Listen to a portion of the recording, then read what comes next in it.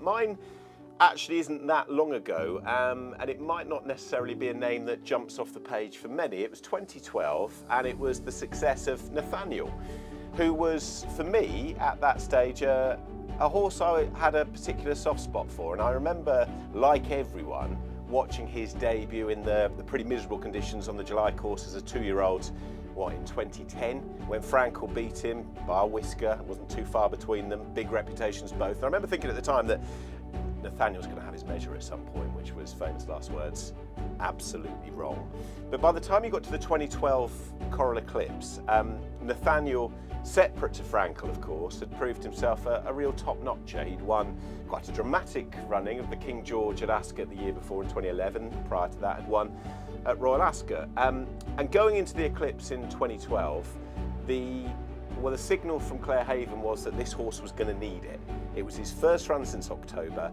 It was the idea that it was going to be a prep for the King George and a defence of his crown. Only 2 weeks the gap actually in 2012, 2 weeks later at Ascot. So it was going to be maybe slightly inadequate a distance, and it was going to be a race that he needed. But on the day, under an inspired William Buick, who was riding, I think, at the absolute peak of his powers, not that he isn't now, in even the pre-Godolphin days, I thought it was an outstanding ride and a brilliant display of grit, stamina, determination, class from Nathaniel, and it made me love him even more. It was quite a level break, and Nathaniel broke very alertly, and now sent on to the inside is City Style. So it's now a City Style who goes on for Ahmed Ashtabi, to Nathaniel racing in second. The grey Crackerjack King is in third.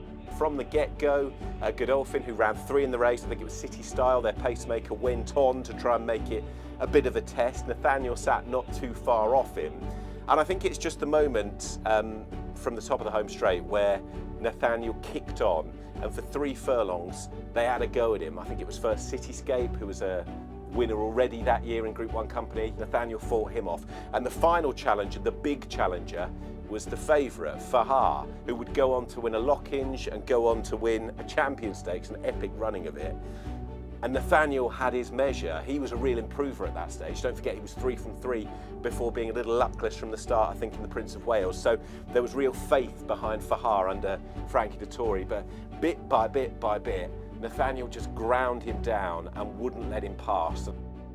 But Nathaniel has cruised into the lead with under 3 furlongs to go in the Eclipse. Nathaniel is out in front. Cityscape, though, is taking dead aim in second. Down the outside, Fahar is beginning to stay on, and so too Crackerjack King inside the final quarter mile. It's Nathaniel and Will Buick out in front. Cityscape driven now by James Doyle. On the outside, here comes Fahar and Frankie Dettori, and it is Fahar on the outside of Nathaniel. These are the first 2. On the inside, twice over, continues to stay on. Cityscape is back in 4th. They've got 150 yards to go. Nathaniel the far side, Fahar on the near side, and Nathaniel has turned him away. Nathaniel wins the Eclipse.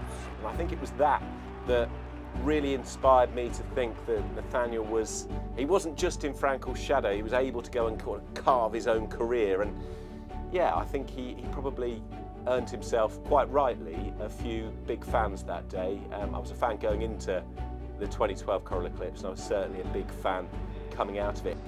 The world is Nathaniel's oyster, because he has shown class, toughness and tenacity to repel high-class rivals.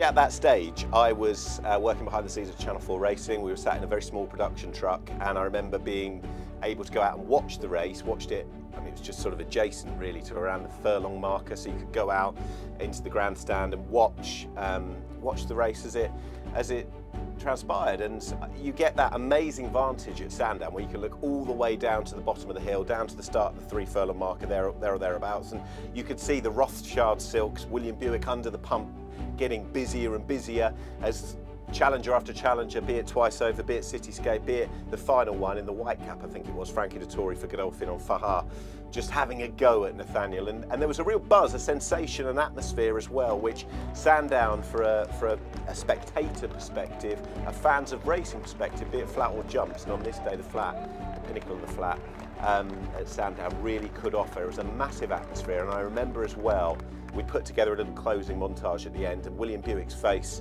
told the story. He wouldn't actually go on to win another race after that. He finished second in an epic running of the King George 2 weeks later, the Arc winner Daydream, the great German mare, went to Ireland, and then he actually top and tailed his career quite appropriately enough by finishing behind Frankel in the Champion Stakes. But it was on that day where there was a bit of ease in the ground. I think it was quite a wet stage generally next week. The July Cup was run in terrible conditions.